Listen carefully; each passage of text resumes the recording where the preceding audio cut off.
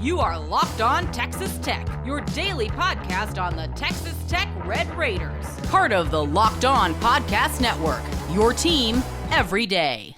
Great to be with you again on Locked On Texas Tech on the Locked On Podcast Network, your team every day, always free and available on YouTube or anywhere you get podcasts. And thanks as always for making us your first listen. Today's episode brought to you by FanDuel. And right now, new customers can get $200 in bonus bets when your first $5 bet hits. So download the app or head to FanDuel.com to get started and bet with FanDuel, official partner of the NBA with the only Chris Level. I'm Casey Cowan. Chris, great to be back with you, kicking off another week. And hey, as luck would have it, we're kicking off another era of college sports as we reconvene this time around, because finally a house has been settled. The term house settlement, the term house settlement negotiations, and the like, maybe we're finally throwing out the window. If you got tired head for this kind of stuff, the finish line, I think, is near. As for the world or era that it will open up, no end in sight as to finding out what's going to be included there, both intended and unintended consequences, I'm sure. So as we see this come to pass, Chris, and we've had so much time to prepare for it, we'll dive into some of the ins and outs, specifically as it relates to some Texas Tech interests and, of course, what's happening from coast to coast across the nation as athletics departments prepare for this. I also want to get into with you sort of the vibe or the feel that you had for some of the final hours or days as we approached this conclusion, because it seemed like there was still quite a bit of flexibility and or leverage or incentive to be had and offered by programs and prospective athletes. So I want to get into what's gone down most recently as we sort of saw this culminate, at least in one way. But here we are, man. Pop a bottle, blow up a balloon, spin a pinwheel, whatever you do when you're celebrating. The house settlement has come to pass. How does it feel? Yeah, it's well, it depends on what you read.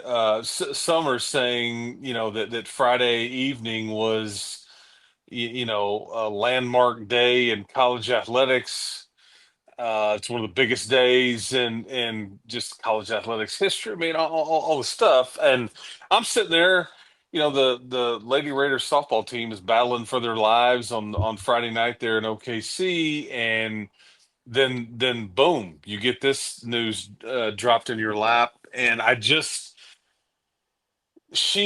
judge had kind of kicked the can down the road. We talked about this, I think, on the mailbag issue that we did on Friday, in that I think there was some thought that this could get into late June, and June the 27th, as a matter of fact. It was like, okay, I'm going to delay it for whatever reason, some legalese conversation. So I wasn't necessarily expecting this at about 7:30, 8 o'clock Central Time on Friday night. Yeah, you got to love the Friday evening news dump, right, Chris? Classic timing for this to come down the pipe, and now we're left to process it all.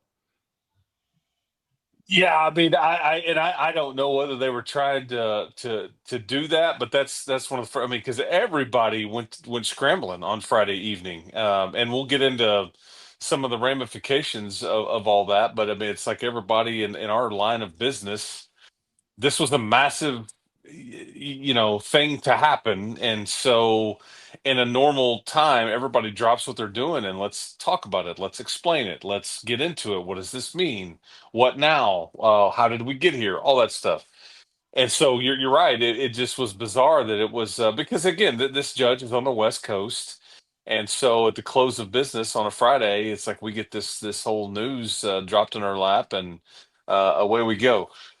So Colin, what does it mean exactly? Is what everybody seems to wonder, and what it may mean today may not be exactly what it means at the end of the week, or next year, or 2 years from now, or whatever.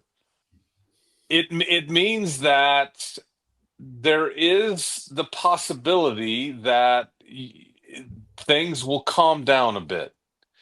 It does mean there may be more lawsuits, and that we could be even closer to employment status by college athletes, or at some level collective bargaining. It could mean the end of collectives. It could mean that collectives go nowhere. It could mean that there is a lot more under the table, back to the 80s. Shout out to Sherwood Blunt and the SMU folks that really, kind of showed everybody the way that this worked. And I Um, love the 80s.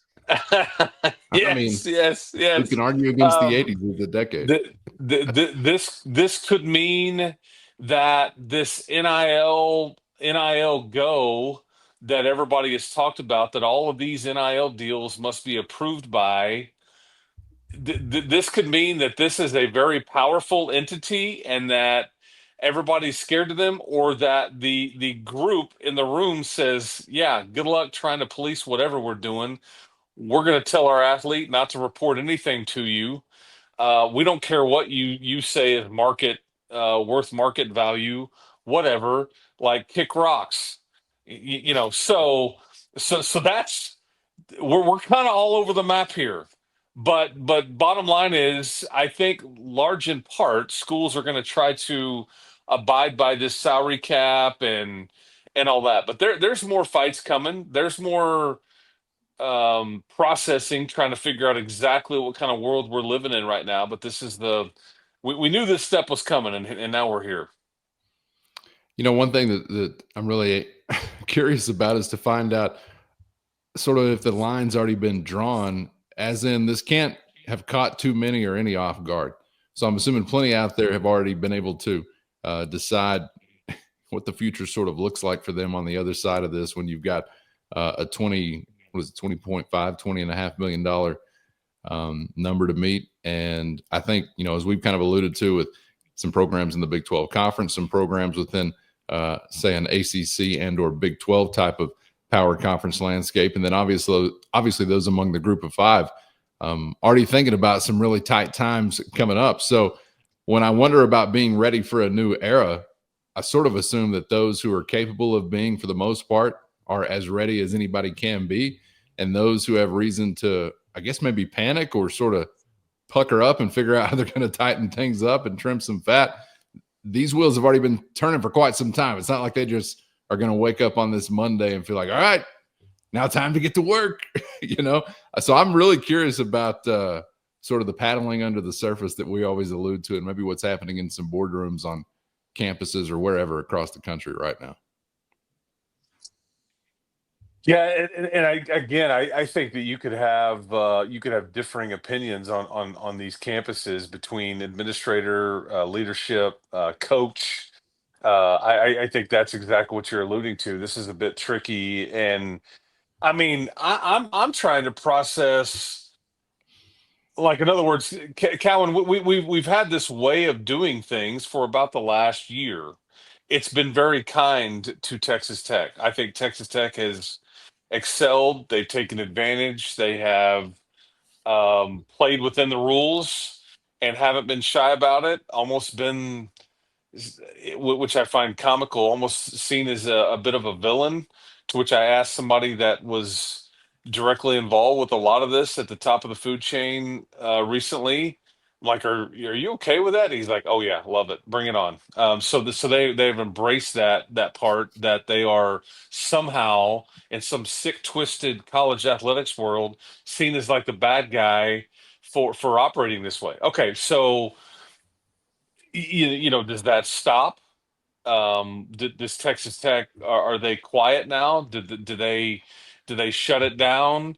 Is the Matador Club no more? I mean, I've seen all of these things, and I would just tell everybody to slow down, tap the brakes. You're gonna continue to play ball. You're gonna continue to be aggressive. The Matador Club may in fact go nowhere. It's been so well branded, and the way it was explained to me is, I had somebody that I really trust that involved say something to the effect of me, or say something effective like, this gives people hope.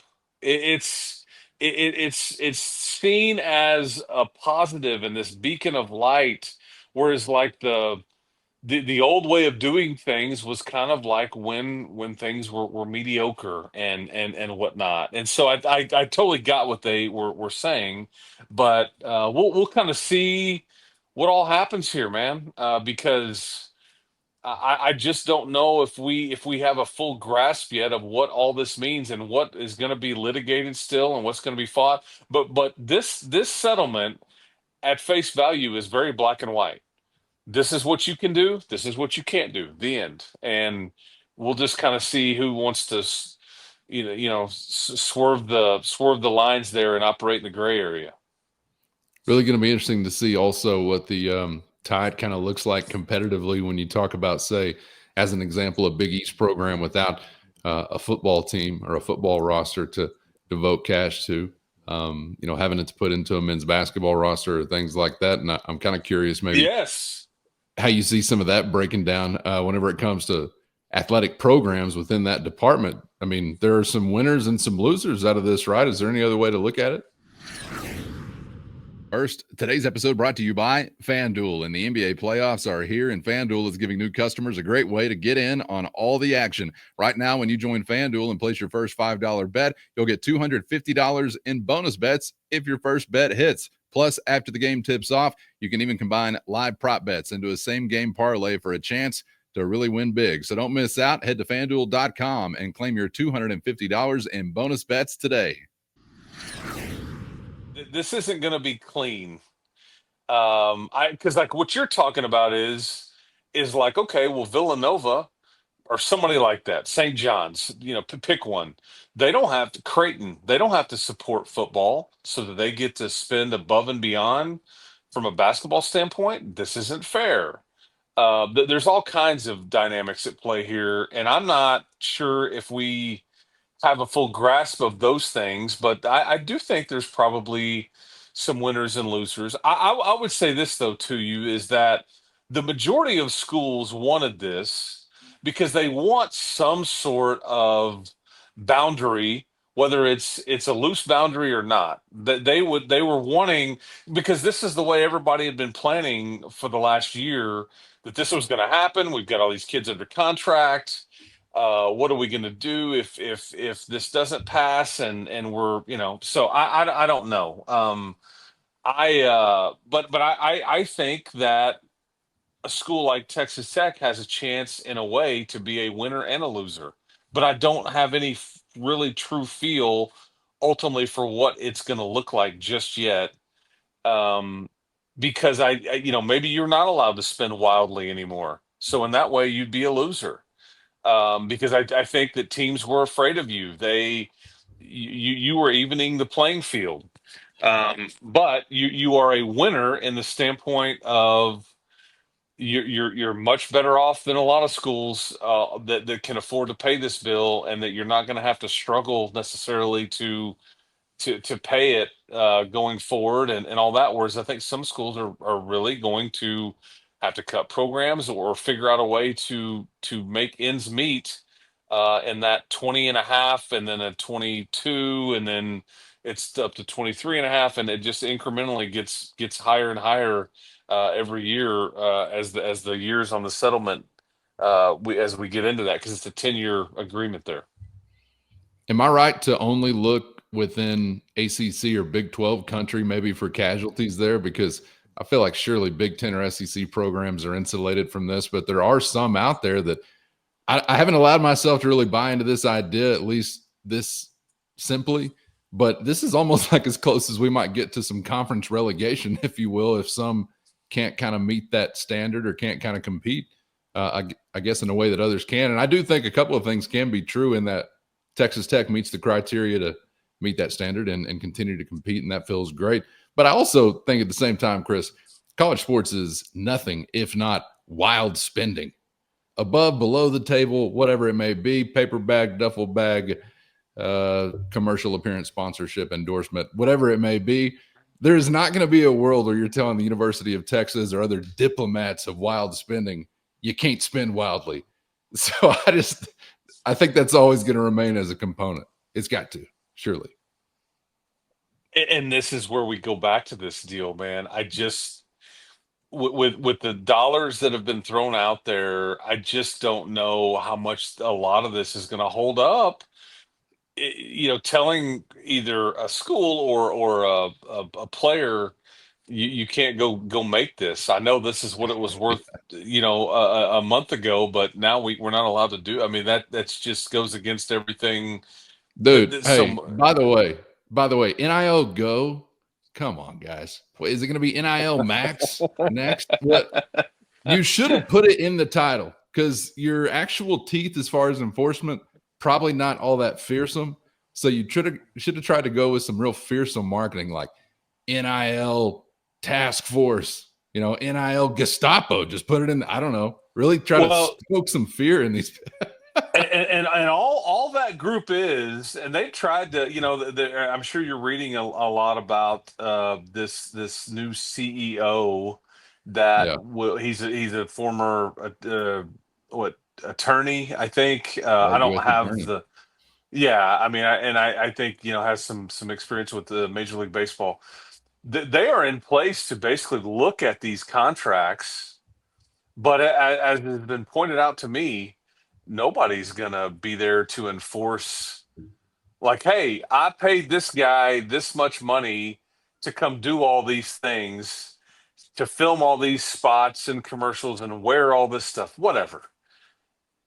They're only interested in whatever the contract reads. They will in no way have any ability to follow it through and see if, hey, did this guy do all these things? I mean, Yeah. it's such a farce. So, hey, man, I mean, play ball if you want. Don't play ball if you don't want to. Test it. Let somebody else test it for you if you're a bit timid. But it's just going to be interesting to see the way this goes. But I will say this, Cowan, is that Texas Tech is going to operate within these parameters. I don't know if they'll be like one of the first ones that's like, hey, NIL go kick rocks. We're not. I think they're going to kind of feel their way through, but they will continue to be extremely aggressive with whatever they're allowed to do. Yes. You like to hear that.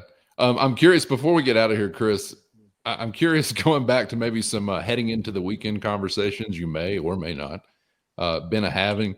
Were you picking up some vibes as far as the aggression level whenever it came to this sort of, we knew it was coming, but maybe still kind of foggy deadline? I guess I shouldn't call it a deadline, but this decision, because there was some room to maneuver with agreements and contracts or offers or whatever prior to this that are now changed, right? So were there pursuits of players or offers or whatever? Were there things happening sort of furiously as we approach this deadline, either for Tech or do you think in general for other athletic programs?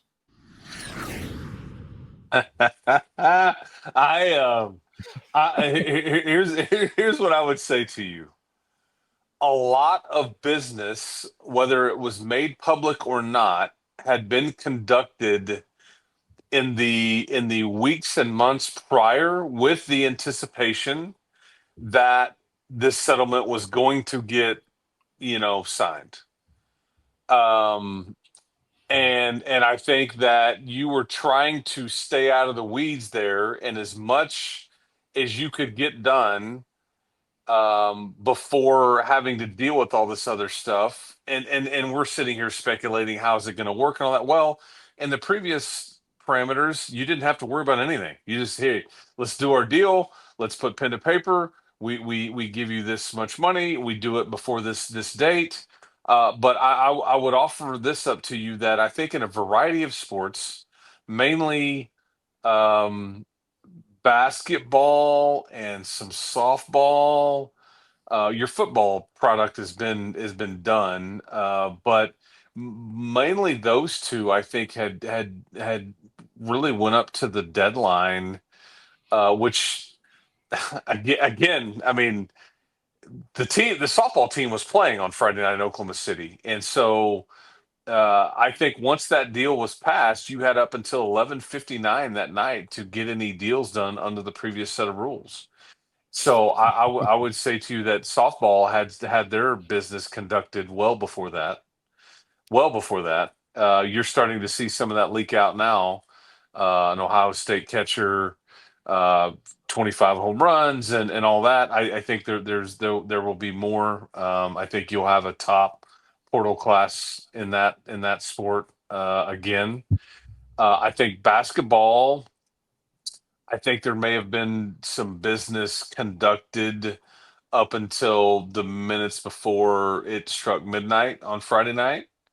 I think that yeah, we'll just kind of see what all that looks like. But I think that yeah, things were, and again, once it was signed, that's when the deadline officially started. And I think that you can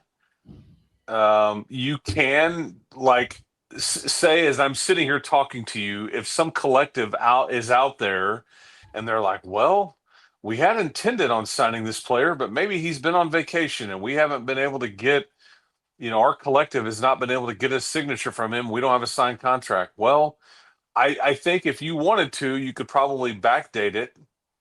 You could operate that way. I mean, again, it's all about working smarter, not harder here with all this stuff. I don't know what holds up, what doesn't. I'm going off. I mean, if you read about these things, it's just wild what all the. I mean, like these anonymous personnel directors across the Power Four are like basically saying, yeah, the NIL go can go bleep itself, and I'm just like, whoa.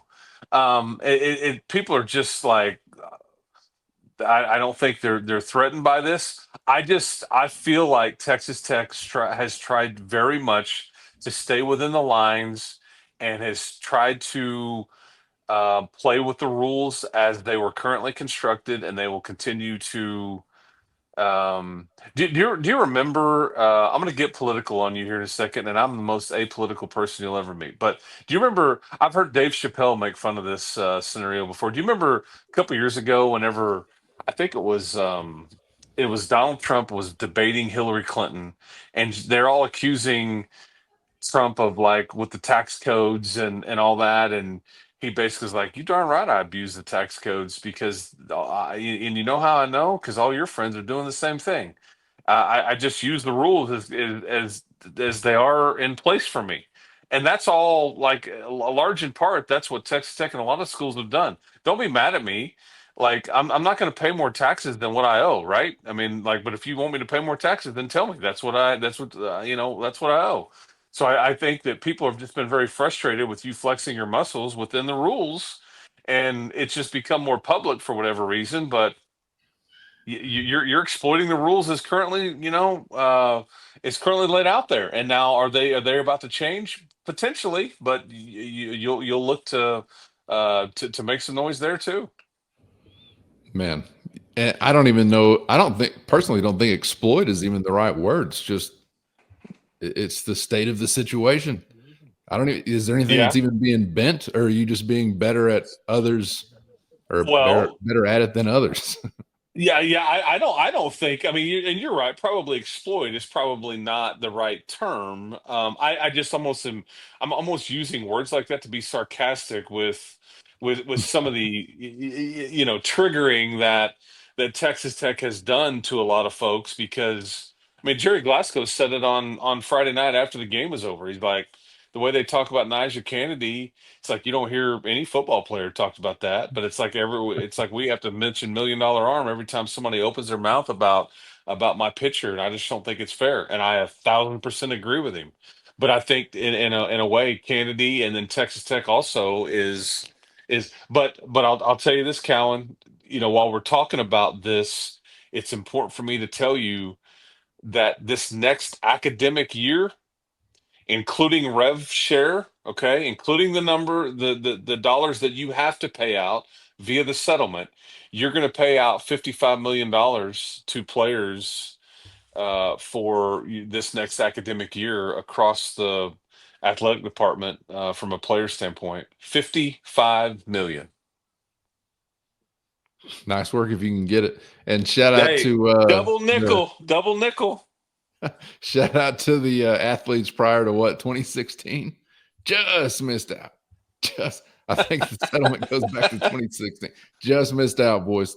And girls, thinking about y'all back then as well. But I hope that Texas Tech finds a way to continue to be aggressive in whatever this new era is going to look like. Seems like they have the appetite to, so they probably will. And I think the same thing will go for so many other athletics departments and sports programs across the nation. Where there is a will, there will be a way. And so I'm glad that Texas Tech, for the most part, has been in that category in some recent months as far as this most recent cycle. And beyond that, when you're thinking about some of these other programs, football has gotten a lot of the headlines for what they've done most recently, but obviously what you've done elsewhere has been newsworthy and sounds like it will continue to be. So we will be here for it all the while. Chris, appreciate you joining us on the fly, on the road, parts unknown mode once again for some insight into this. And we're just getting started this week. So we'll see you for the next round. Enjoyed it and appreciate you. Hey, keep hope alive. We'll keep on keeping on. And as this twists and turns and we try to grasp it all, we will be right here and try to make sense of it all. But yeah, Texas Tech's not going anywhere. You can rest assured about that.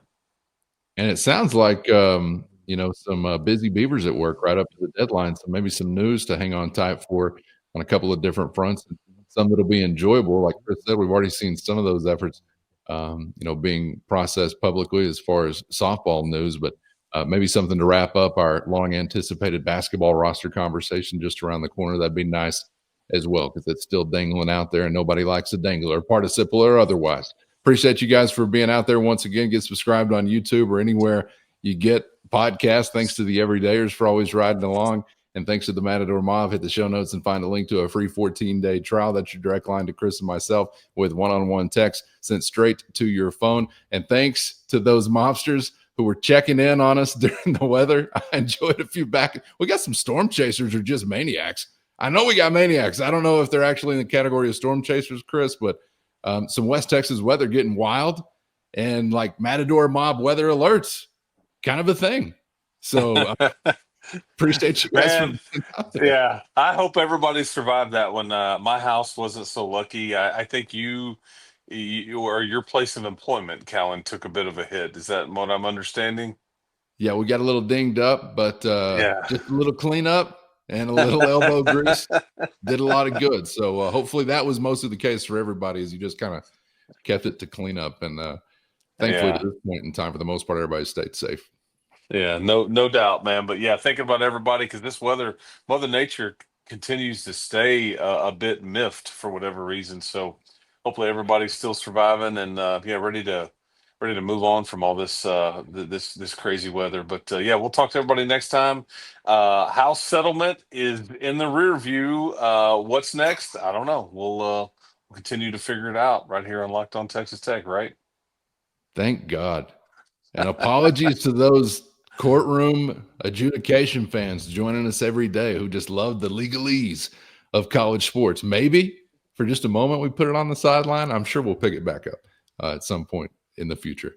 All right. Thank you for being out there. For Chris, I'm Casey. And as always, we hope to see you back for the next round on Locked On Texas Tech.